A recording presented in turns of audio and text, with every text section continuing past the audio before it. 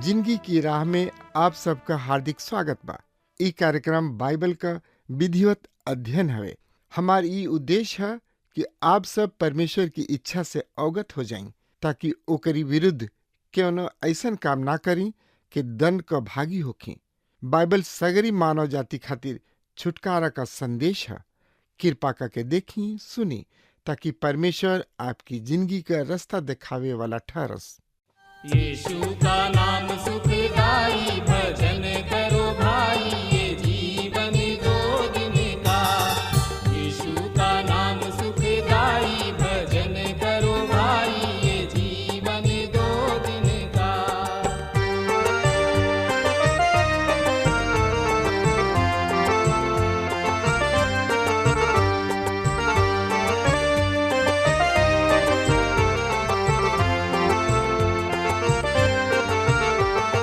ई जिंदगी जैसे बहे बहरिया,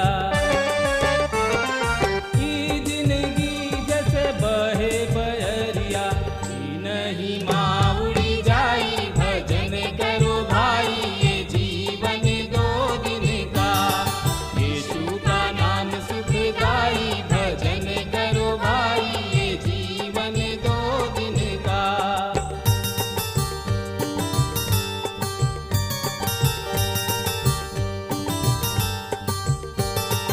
ई जिंदगी पर गर्व न करना, ई जिंदगी पर गर्व न करना, छाया समान ढली जाई, भजन करो भाई, ये जीवन दो दिन का। यीशु का नाम सुखदाई, भजन करो भाई, ये जीवन दो दिन का।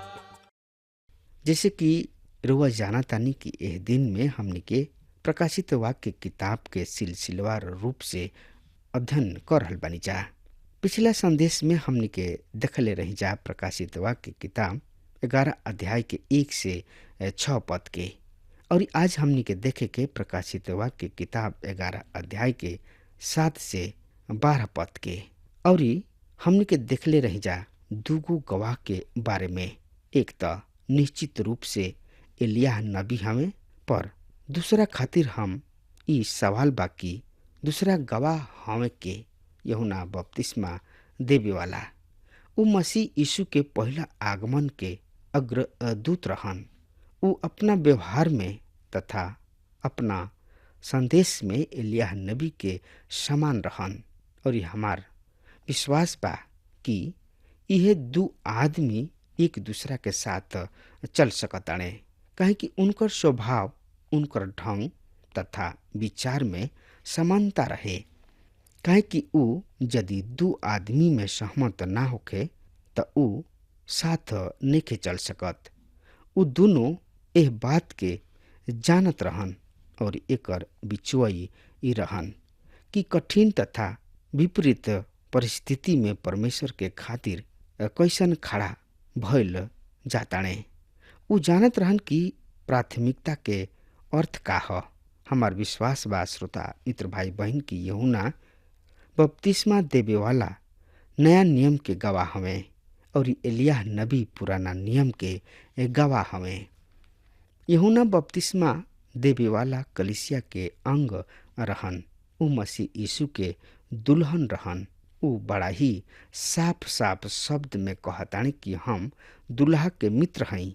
सही में उ ना दुल्हा रहन ना दुल्हन। कलीसिया बरन उ दुल्हा के मित्र रहन। यहाँ ऐसन प्रतीत नइखे होत कि एकरा में से कोनो एगो हनोक हवे, पर हनोक त एगो आन जाति आदमी रहन। ना उ इसराइली रहन ना उ कलीसिया रहन। उ केवल कलिसिया के प्रतीक रहन। उ मेघारोहण के ये दोनों में से एगो गवाह तो निश्चय ही एलिय्याह नबी हवे। दूसर का गवाह के निर्णय रुआ पर छोड़तानी। रुआ मूसा, हनोक तथा यूहन्ना बपतिस्मा दाता में से कोनो एगो के मान सकतानी। तीसरा पद में बतावल गइल बा, श्रोता मित्र भाई बहन, ई दोनों गवाह टाट ओढ़ले बाणे 1260 दिन तक नबूवत करी हैं। मित्र, ई विशेष लक्षण यानी कि टाट ओढ़ले ये दूगो गवाह के पहचान नइखे, पर उ समय जब उ प्रकट हुई हैं और जब तक उ गवाही देत रही हैं, इहे उनकर पहचान अर्थात 1260 दिन। यहाँ तीसर का पद बतावता कि 1260 दिन तक नबूवत करी हैं। एकर अर्थ कि ई महाक्लेश काल या तो पहला अर्धकाल ह या फिर द्वित अर्धकाल ह। हमरा ई पहला अर्धकाल अधिक उचित मालूम होता, काहे कि उ पशु के निकट होके से पहले तक गवाही दी हैं, काहे कि पशु ओकरा के मार डली हैं। जैसे 7वां पद में बतावल गइल बा, उ टाट ओढ़ले गवाही दी हैं। ई पुराना नियम के ओर संकेत करता, जौन की व्यवस्था के जुग रहे, अनुग्रह के ना। और दोनों गवाह एलिय्याह तथा यूहन्ना बपतिस्मा दाता व्यवस्था के अधीन रहन। दूगो गवाह के नबूवत के काल प्रकाशित वाक्य किताब 11 अध्याय के 4 से 5 पद में लिखल बा। ई गवाही उ जैतून के दूगो फेड़ और दूगो दीपाधार ह, जौन की पृथ्वी के प्रभु के सामने खड़ा बाणे। यदि केहू एकरा के हानि पहुंचावे चाहता त एकरा मुंह से आग निकले ले और उ एकरा शत्रु के नष्ट क देले। जे एकरा के हानि पहुंचावे चाही ओकरा के यही तरी मुँह के होई। श्रोता मित्र भाई बहन, यहाँ प्रत्येक बात पुराना नियम से संबंधित बा। जैतून के फेड़ इस सीधा हमनी के पुराना नियम में जकरिया नबी के दर्शन के ओर ले जाता। जकरिया 4 अध्याय में हम जैतून के दूगो फेड़ के विषय में पढ़तानी। ई दूगो आदमी यहोशू तथा जरुब्बाबेल हवे, जौन की पवित्र आत्मा के सामर्थ के द्वारा पर्वत जैसन कठिन परिस्थिति सब में भी परमेश्वर के खातिर खड़ा रह सकत रहन। और जकरिया 4 अध्याय के 6 पद में हमनी के यह तरी से पढ़तनी जा, ना तो बल से ना शक्ति से, पर तोहरा आत्मा के द्वारा और ना हमरा बहुबल द्वारा, सेनाओं के यहोवा प्रभु कहताणे, हमरा आत्मा द्वारा संभव बा। मित्र, महाक्लेश काल में भी पवित्र आत्मा उपस्थित हुई हैं, पर अपना भिन्न सेवा के साथ। आज पवित्र आत्मा शैतान के रोके के यह विशेष सेवा के पूरा कर रहल बाणे। ई दूगो गवाह अंधकार के शक्ति के विरुद्ध ज्योति बन के कार्य करी हैं। एकरा किने ऐसन आश्चर्यजनक शक्ति होई कि ई सड़क से अग्नि के बरखा कर सकी हैं। उ पवित्र आत्मा से भरपूर हुई हैं और ई संकेत एलिय्याह नबी के पक्ष में जाता। पहला राजा 18 अध्याय 37 से 38 तथा दूसरा राजा 1 अध्याय के 10 पद एह तरी दोनों स्थान पर हमनी के एलिय्याह नबी के द्वारा सड़क से आग ले आवे के विषय में पढ़तानी जा। दूसरा ओर यूहन्ना बपतिस्मा दाता भी आग के घोषणा करताणे। मती रची सुसमाचार 3 अध्याय के 11 पद में उ कहताणे कि हम तो जल से बपतिस्मा देतानी, पर जौन हमरा पश्चात आवे वाला बाणे उ तोहरा के आगी से बपतिस्मा दी हैं। दूसर का विशेषता है श्रोता मित्र भाई बहन, ये दोनों गवाह अर्थात एकरा जिंदगी से परमेश्वर के उद्देश्य पूरा ना हो जाए जब तक इनकर सेवा पूरा ना हो जाए। अविनाशी रही हैं, उनका केहू हानि नहीं के पहुंचा सके। ई अति प्रोत्साहन के विषय है कि परमेश्वर के प्रत्येक जन अविनाशी हमें, जब तक कि उ परमेश्वर द्वारा उनकर उद्देश्य पूरा ना कर ले, उ ना तो मनुष्य द्वारा मारल जा सकताणे, ना रोग उनका के नष्ट कर सकता। परमेश्वर अपना उद्देश्य पूर्ण कर लेवे के पश्चात ही अपना प्रिय भक्त के सेवक के दृश्य हटा के अपना शरण में बुला ले।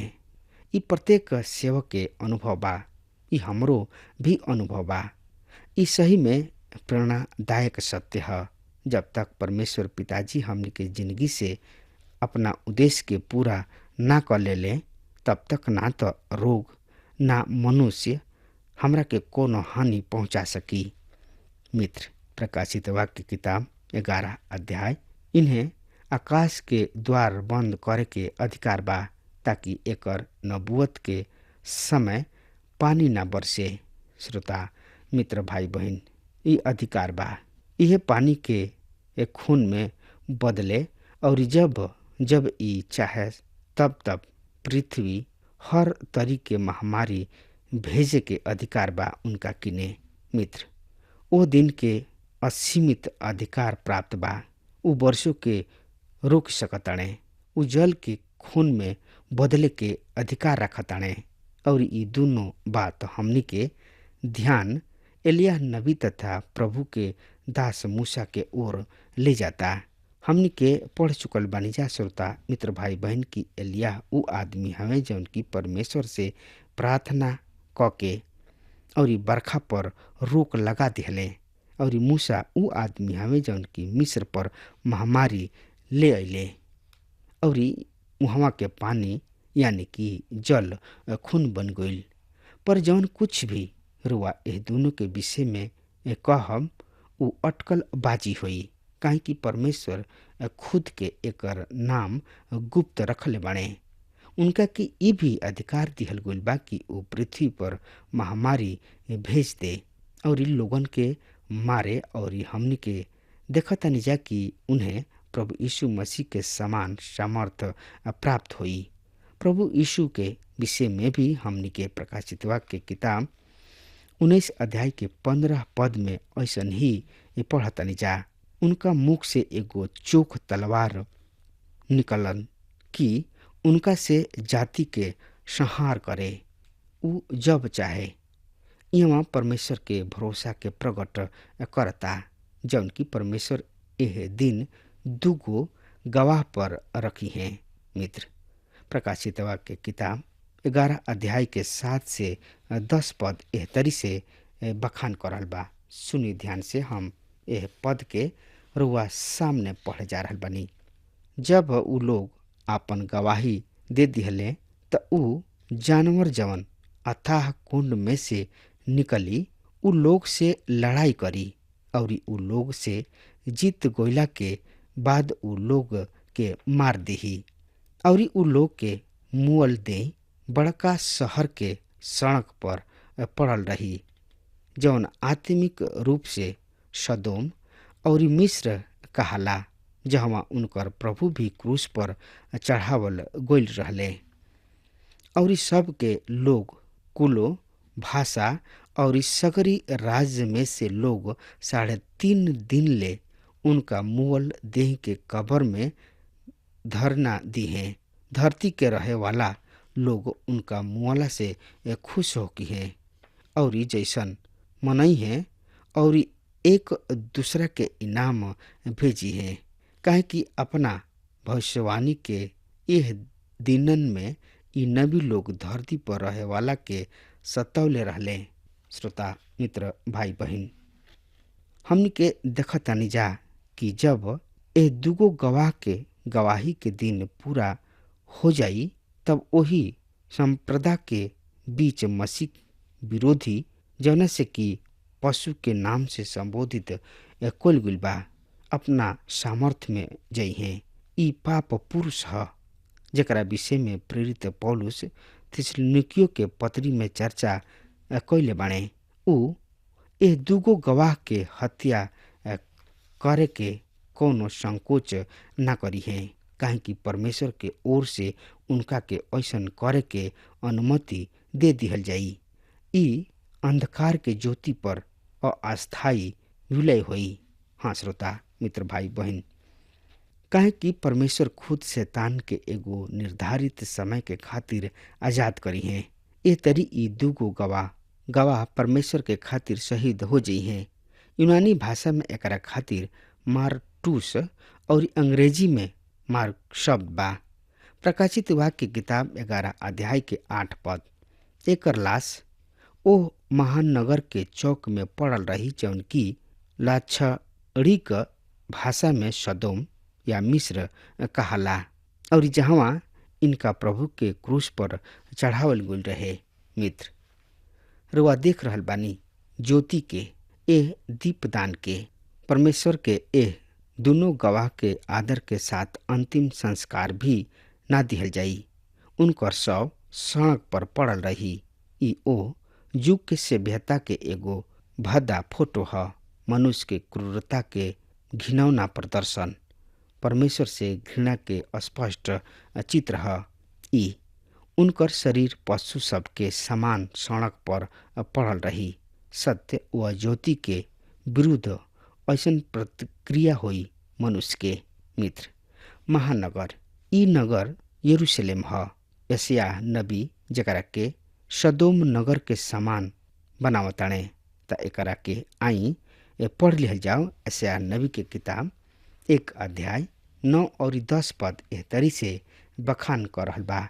यदि स्वर्गीय सेनाओं के प्रभु हमनी में से कुछ लोग के बचौले ना होकिते त सदोम नगर के तरी गमोरा नगर के समान हमहू नष्ट हो जाइना।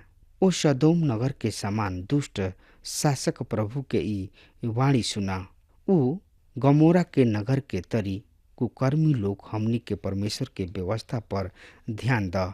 श्रोता मित्र भाई बहिन, एकरा के मिस्र के नाम से भी संबोधित कइल गइल बा, काहे कि एकर जिंदगी के प्रत्येक क्षेत्र में अर्थात सामाजिक, धार्मिक तथा राजनीतिक क्षेत्र में सांसारिकता प्रवेश कर चुकल बिया। एकरा के एगो अन्य नाम से भी पहचानल जाला। ऊ वाक्य ह जहाँ उनकर प्रभु के क्रूस पर चढ़ावल गइल और निसंदेह ई स्थान यरूशलेम ह। प्रकाशित वाक्य किताब 11 अध्याय के 9 पद एह तरी से बता रहल बा। 3.5 दिन तक हर प्रजाति, कुल, भाषा और राष्ट्र के लोग एकर लाश देखे जाइ हैं और एकरा के कब्र में देखे के अनुमति ना दी है। हाँ श्रोता मित्र भाई बहन, प्रभु यीशु मसीह के क्रूस रोहण के पश्चात पिलातुस राज्यपाल उनकर शरीर उनकर मित्र के दे दिहले कि आदर के साथ उनकर अंतिम संस्कार करस। पर ई दूगो गवाह के ऐसा स्थान ना दिहल जाई। एकरा शरीर पशु समान महानगरी के सड़क पर पड़ल रही और उनकर मृत्यु से ओ समय के संसार हर्षित हुई। संभवतः ई कार्यक्रम सैटेलाइट द्वारा प्रत्येक दूरदर्शन केंद्र से विश्वव्यापी रूप से प्रसारित होगी और संसार एकरा के देख के प्रसन्न हुई हैं। श्रोता मित्र भाई बहन, ई भ्रष्ट व दुष्ट संसार ओ गवाह के साथ जौन की उनकर भ्रष्ट और दुष्टता पूर्ण काम के भरोसा न करी हैं, उन्हें लान तान करी हैं, ऐसन घृणा पूरा व्यवहार करी हैं जहाँ वर्तमान समय से भी अधिक क्रूरता और घिनौनापूर्ण अवसर हुई। संभवतः 3.5 दिन तक वहाँ कैमरामैन वहाँ टीवी कैमरा लगौले उनकर लाश के प्रदर्शन करत रही हैं। श्रोता मित्र भाई बहन, 10 पद बाइबल बतावले एह दूगो गवाह के मृत्यु संसार के विश्वासी सब के खातिर बड़ हर्षो लाश के विषय हुई। यहाँ हमने के परमेश्वर के विरुद्ध मनुष्य के दिल के वास्तविक घृणा, पागलपन तथा अमानवीयता के देख सकतानी। ऊ एक दूसरा के उपहार भेजी है। एह तरी ई पृथ्वी पर बड़ आनंद के अवसर हुई। आगे देखी प्रकाशित वाक्य किताब 11 अध्याय के 11 पद। चाहे 3 दिन बाद परमेश्वर के ओर से यह दिन में जिंदगी के श्वास आयल और ई उठ खड़ा भइले तब सब देखे वाला पर घोर आतंक छा गइल। हाँ श्रोता मित्र भाई बहन, अब हमार समय खत्म हो रहा बा। तब तक खातिर वह हमरा के आज्ञा दी। परमेश्वर वह के बहुते बहुते आशीष देश। आमीन। हमके विश्वास बा कि ई कार्यक्रम आप सब खातिर फायदेमंद सिद्ध भइल हुई। अगर आप सबके लगे बाइबल से चाहे आपकी निजी जिंदगी से कोनो सवाल होके चाहे कोनो समस्या खातिर प्रार्थना करावे चाहतनी तो हमारी फोन नंबर पर जरूर संपर्क करी और आज का दिन आप खातिर सुखद बनावे।